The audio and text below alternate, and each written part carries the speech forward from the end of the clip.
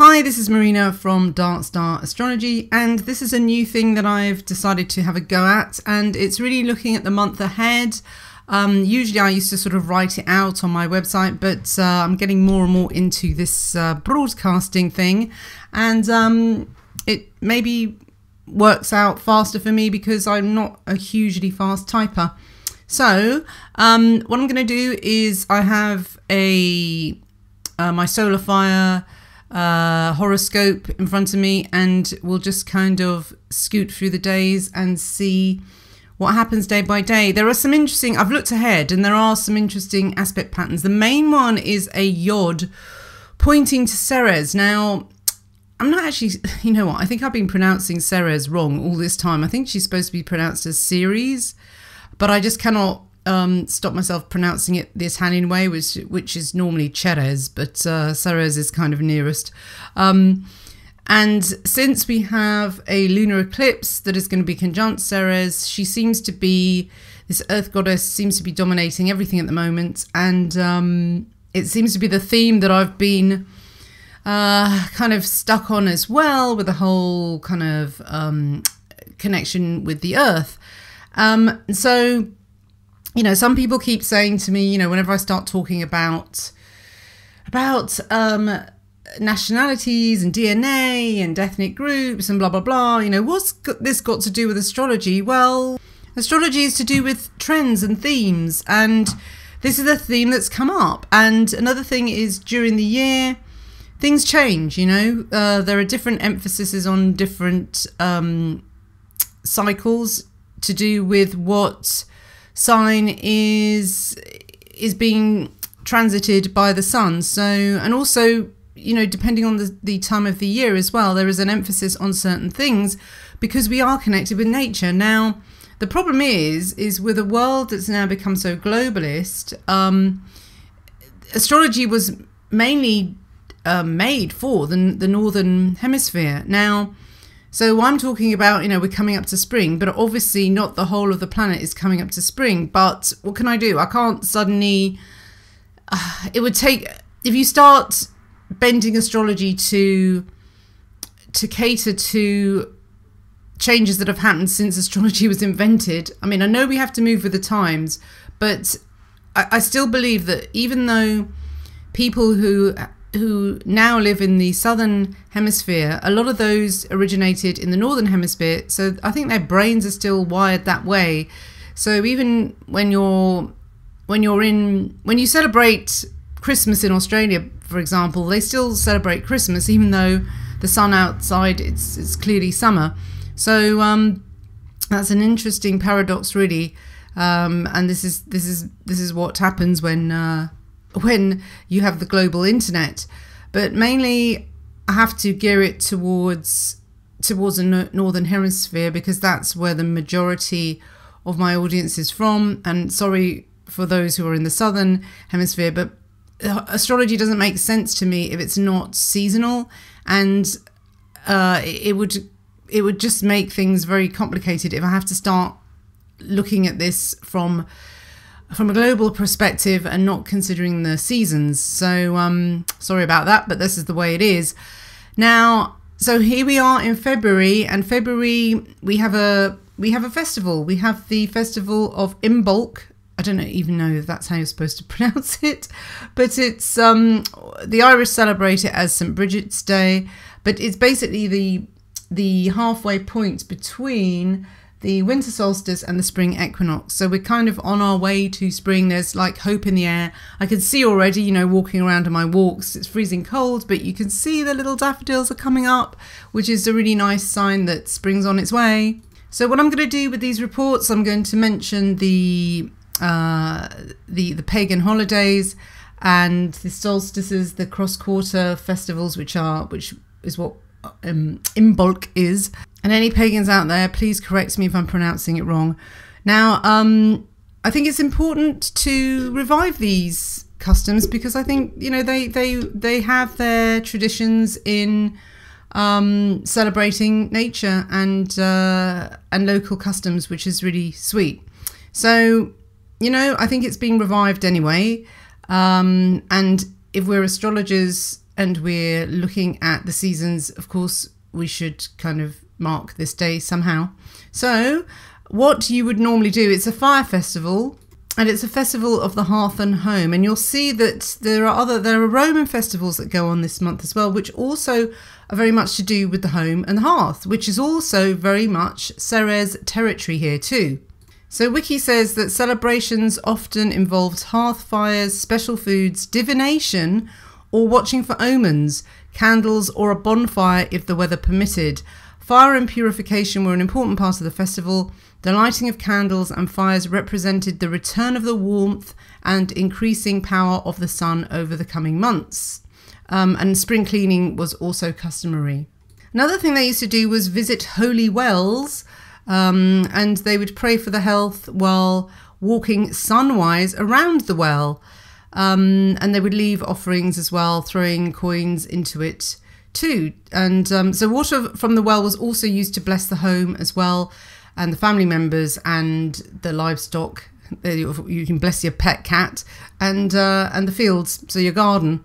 And Saint Bridget was based on a Gaelic goddess, Brigid, and she basically was said to visit virtuous households and bless the people inside.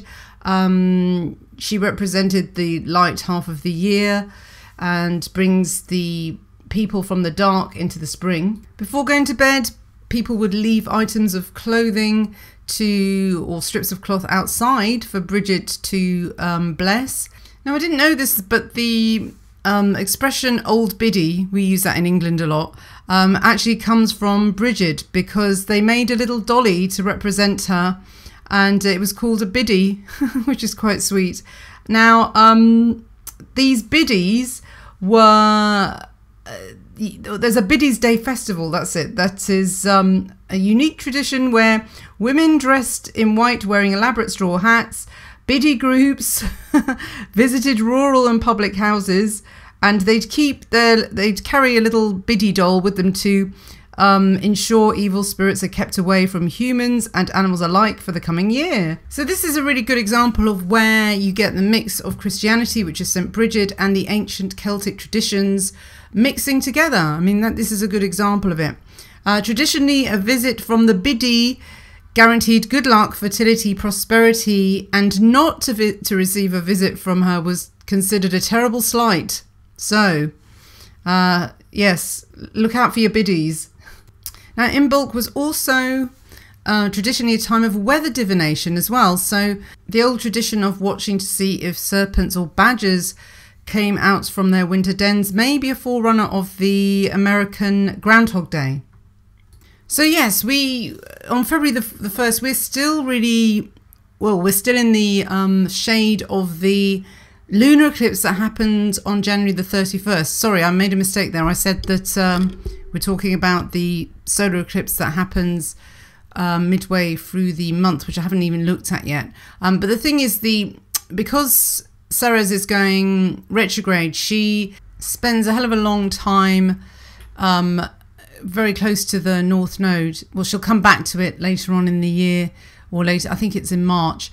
But anyway, she'll get oppositions from Mercury going into the second week of February as well. So she's very much stimulated, and then she becomes a Yod as well. So whatever, you can't avoid this goddess, whatever you do. So the beginning of the month, really, Aquarians will have everything going on in their life, because Aquarius is full of the Sun, Venus and Mercury, and obviously Ceres and the North Node are in Leo as well. So all the fixed signs are going to be quite busy and have a lot of juice basically from the planets. And remember, we've also got Jupiter in Scorpio as well. So fixed signs, don't waste this opportunity really to be active in your life. You know, do things, be proactive, work hard basically, and get out there and show your stuff to the world. And that's until February the 19th. But then after that, it's all in Pisces, and that's where Neptune is as well. So then it's the mutables that's your turn to enjoy some attention, especially Pisces, but also Virgo because it's opposite. And then Sagittarius and Gemini. Sagittarius, yes, because you have Mars in there especially. So they're going to be, the mutables will be also be very active in February. Now, the only ones who don't really have much going on, I guess, would be the cardinals. So that's Aries, Capricorn, Cancer and Libra. Well, I don't know though. Capricorn, of course, you've got Pluto and Saturn going on. So you may be going through some really serious stuff. When I say serious, it just means you're going to be working hard. It's not a time to be frivolous. It's a time to really get your boundaries sorted out. That's the main thing. And if you do feel quite, especially Decan 1 of Capricorn at the moment, and Decan 1 of the Cardinals as well, because you've got Saturn weighing down on that, you may feel it can make you a little bit depressed. But it also, it's like I keep saying with Saturn, it is about going to the gym, metaphorically as well, and carrying very heavy weights around, but you're basically being asked to grow up and to take responsibility. And taking responsibility can be a good thing. You know, you could be offered a job where you have more responsibility, more money, but of course, you know, it means more commitment. So commitment is the thing for the cardinal signs. The other signs are having more of a, I suppose, a sociable time, whereas the cardinal signs are working hard and probably maybe being a bit more chained to their work desk, really, and chained to a timetable. But, you know, everybody gets their chance. You know, cycles change, and you'll see as the year goes on, and I do more of these. You'll get your chance to have fun, don't worry. Now, of course, this is just a generalization. Not all cardinal signs will be experiencing this, because remember, this probably works better for ascendants rather than sun sign, unless you've got a lot of planets in one sign. So you know, if you've got tons of planets in Aquarius, then when I mention what I mentioned earlier about all the fixed planets being, all the fixed signs being stimulated, then yeah, you're really going to be stimulated, as it were. Now, the Sun is conjunct the South Node on the 3rd of February at 14 Aquarius. So anybody who's got planets in the fixed signs, 14 Aquarius, the highlight is the past, where you've come from. So this may be a karmic favor that's owed to you that gets highlighted. So you might meet someone from the past. It could even be like old flame type situation as well, or just someone that you haven't seen for a long time comes back into your life and owes you with a favor that they owe you. February the 4th is a really juicy aspect with Jupiter square Venus, and this again takes place in the fixed signs. Aren't you lucky? 21 degrees Aquarius, 21 degrees Scorpio. Now, Jupiter and Venus together, when they come together, I mean, they're the two benefics. So they should bring generosity. They should bring sort of money even. But because it's a square, just be careful of, there's always that danger of extravagance. So you may want to spend, you might spend a bit more than you meant to. So if you're buying a house or anything like of big value, just be careful with your enthusiasm, because you might just think, oh my God, this is it, and I don't care how much I spend. Just remember that Jupiter's inflating your generosity, really. There is a last quarter moon on February the 7th, and that's at 18 Scorpio. Again, it's those fixed signs.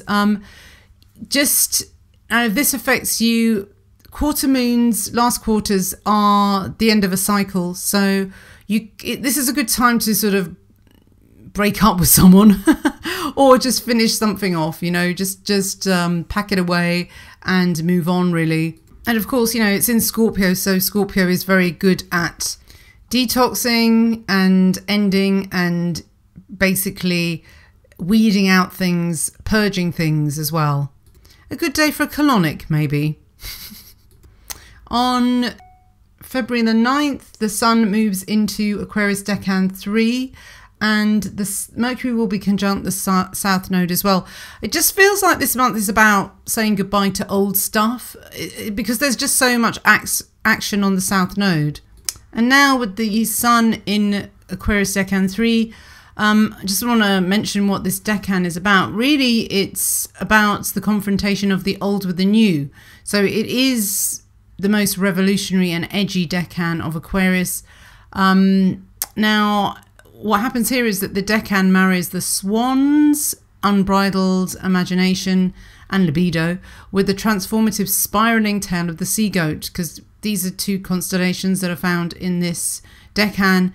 And because Saturn rules both Aquarius and Capricorn, and it is the last planet that you can see with the naked eye, it has no illusions here, and it's very plain speaking. So this is Aquarius at its most scientific and skeptical, but at the same time it is open to explore other realms, but it's just about testing. So it's testing things to really make sure that they are valid, really, and not just pie in the sky. On February the 13th, we get another feast day, and it's the Roman feast of Parentalia. And it's exactly what it says. It's about parents. Now, wouldn't it be great if we had time off for all these? Because this was a 9-day festival in honor of family ancestors. But basically, you were just obliged to take food to the graves of to the family tombs, basically, which were usually located outside Rome's city boundaries. So for 9 days, I guess it must have been a bit of a trek to have to keep going there and putting food for dead people. But basically, it was meant to strengthen the mutual obligations and protective ties between the living and the dead. And they were a lawful duty of the head of the family, so you had to do it. Then it comes to an end on the 21st of February in the midnight rite of Feralia, where the head of the family addressed the malevolent, destructive aspects of the tombs. So, you know, basically this, at the end of it, it was a placation and exorcism. So, I mean, I really like these little rituals because they do serve a purpose. They give us time to contemplate things, really. But it also served as a cleansing ritual because this Feralia, the exorcism, I would imagine it was like healing the ancestors, and then you would reaffirm the connection with the Feast of Charistia, which was on February the 27th. And this celebrated love of family and banqueting and gifts. So this seems to be more about the living family, whereas the Parentalia is more the ancestral and the dead. So there's that nice kind of connection between the remembrance and then the living as well. So bang in the middle of these feast days, these family feast days, you get the solar eclipse. Now I will do a separate video for that, but basically it takes place at 26 degrees Aquarius, and the swan is highly active as a symbol, as a totem animal for that eclipse. But yeah, I can't talk about that now. But basically, this is when these yods start to happen that point towards Ceres again. Now you'll see that this yod is formed from Saturn at 6 degrees Capricorn to Venus at 7 degrees Pisces, around that area, and then they are filtering down to Ceres at 7 degrees Leo. So anybody who has stuff at 7 degrees Leo is really going to get this pointing at them. Now, it really depends what's at 7 degrees Leo in your chart, but I always think that it is like having a bit of an awakening. I think the yod is like basically the finger of God pointing at you. So whatever you think is a higher power, whether it's just your higher self, you should feel pretty inspired on that day, or at least with the eclipse as well. So whether you're someone who's being affected by the eclipse with it at the end of at Aquarius Decan 3, or whether you have something at 7 Leo, I think it's going to be an important one for you as well. It most likely could be something to do with relationships, because obviously Venus being involved with Saturn, some stability or commitment may be there, and pointing towards a kind of traditional connection, really, I guess. With Ceres, though, you know, it can be abduction. There is a dark side to her as well. So it's really about what you really want. You know, do you want something that's going to last, or do you want a fling that will affect you negatively in the future? So I think that's the choice with this Yod, really. And there's another Roman feast day. I'm going to include this because I just think it's sweet. And this is on the same day as the eclipse, which is interesting. It's called Lupercalia, and it's Lupo, which is the wolf, basically. And it was a feast to avert evil spirits and purify the city, releasing health and fertility. So they love their fertility rituals, don't they? Now, Lupercalia actually took over from another ritual, which was February. And that's where the month of February gets its name. And that was an earlier spring cleaning festival as well, spring cleaning ritual, rather. So there's a lot of purification, purging, clearing the way for spring, isn't there? Now, apparently Ovid connects February to an Etruscan word for purging, and some sources connect the Latin word for fever, febris, with the same idea of purification and purging due to the sweating commonly seen in association with fevers. I mean, I wonder if it's a kind of time to get flu as well, February, like the last purging of the winter bugs.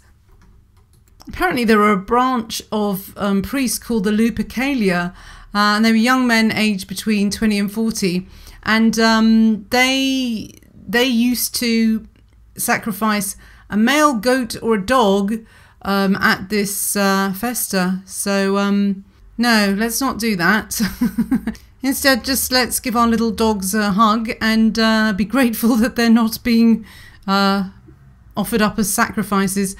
But also, it's interesting that it's obviously the day after Valentine's Day, and some researchers have said or have made a claim that St. Valentine's Day does originate from Lupercalia customs because of, well, I'm not quite sure what would their customs be that are anything like Valentine's Day. But here's what they did after the sacrifice. Yeah, their foreheads were anointed with the blood from the sacrificial knife. Then there was a feast, and then after which the Luperci, those priests, cut thongs from the flayed skin of the dog, lovely, and ran with these naked or near naked along the old Palatine boundary in an anti-clockwise direction around the hill. And this is a description of it from Plutarch. Many of the noble youths and of the magistrates run up and down through the city naked, for sport and laughter, striking those they meet with socky thongs.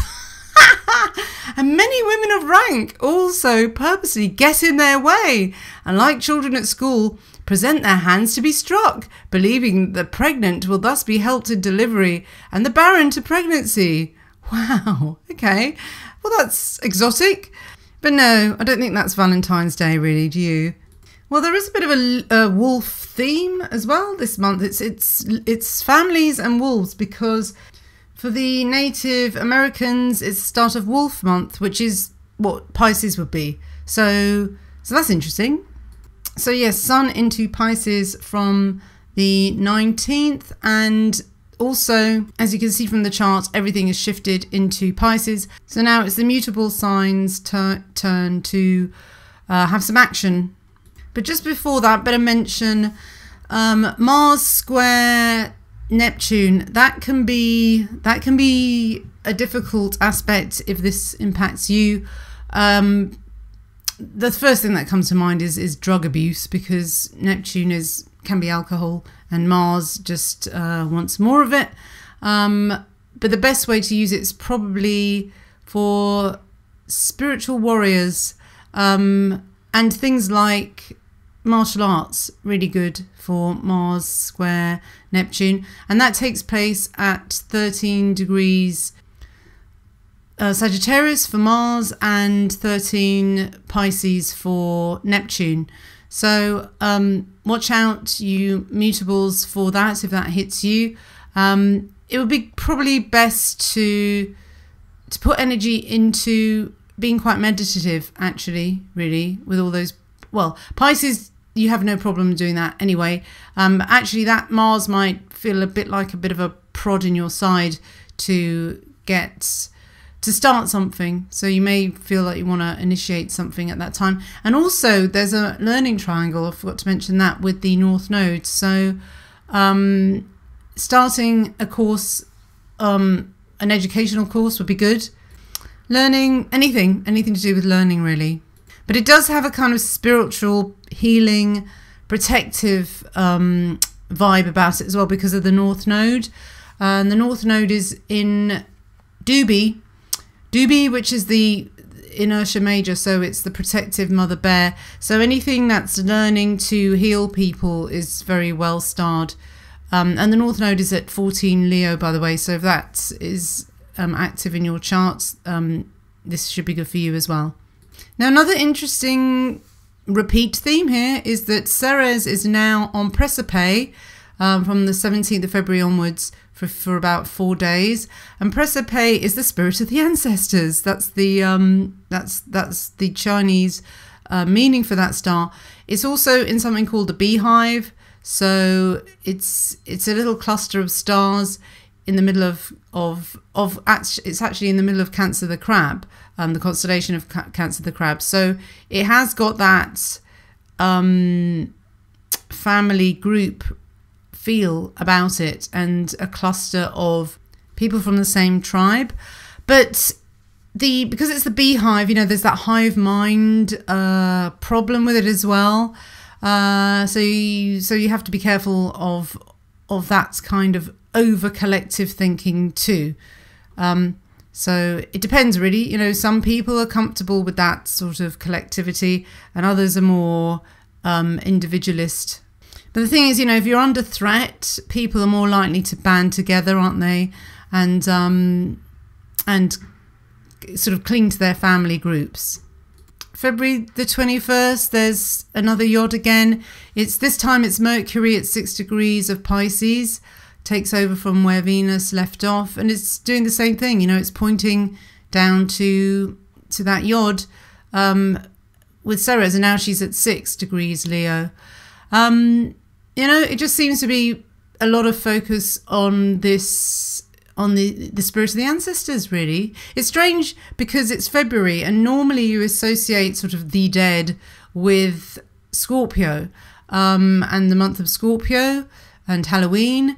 But February, it seems to be, there's a theme here for that as well. I'm not quite sure why that is. Maybe it's just because it's in between, it's coming full circle just before this rebirth of spring. So it's a real last purging so that you can start afresh, really.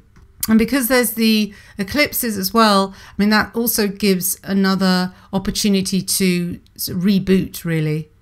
Here's also an interesting thing. Saturn is on Faces at the moment, and this is a star that is quite treacherous and ruthless. Now, because there's this Yod focusing on the sort of ancestral thing, and that's got a lot of focus in it as well, plus that energy of Saturn focusing, it looks like there's there'll be a group of people who have got their eyes set on a target somewhere. Now, I'm quite aware that we've actually not had too much violence going on.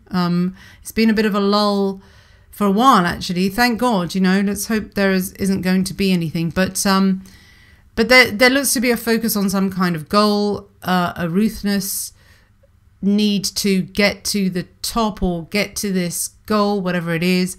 And that's a theme that comes around on the 21st. So I don't know in the worldwide politics whether somebody's going to be really aiming for something and won't really care who they tread on to get to that goal. And you see this goes on all the way to February the 24th, because then the sun picks up at 6 degrees of Pisces as well. While we also have that Mars square Neptune too, which can be betrayal. Now on the positive side, we may get some kind of spiritual guru making themselves known, because Mercury is going to be with Neptune on the 25th, and that's on a star called Achenar, and that means success in ecclesiastical matters. So anyone who's got anything important on at around 13-14 degrees of Pisces, and that's where the action is as well, the second half of the month, they may be the ones who are revered as some sort of guru. They might not want that attention, but they're going to be seen as that. So maybe you are, if you have that degree strong in your chart, maybe you are handed over the baton to do with some kind of spiritual teaching. So yeah, that brings me to the end of February. I like the look of that yod. I always get excited about yods because I've seen them bear fruit. I don't know how they do it, but they do. And the quincunx, as a rule, for transits, I don't normally consider it, but it's only when it does this fancy yod pattern that it seems to have the quality of an omen. Whether it physically does anything in the sky, I don't know, but there's definitely an omen or a symbolism in it that we can use somehow. So that brings February to the end. Do come to darkstar for more astrology. The decans, the 2018 horoscopes are for sale there as well. And also keep an eye out for the solar eclipse, because I'll be doing that one next. All the best. Bye-bye.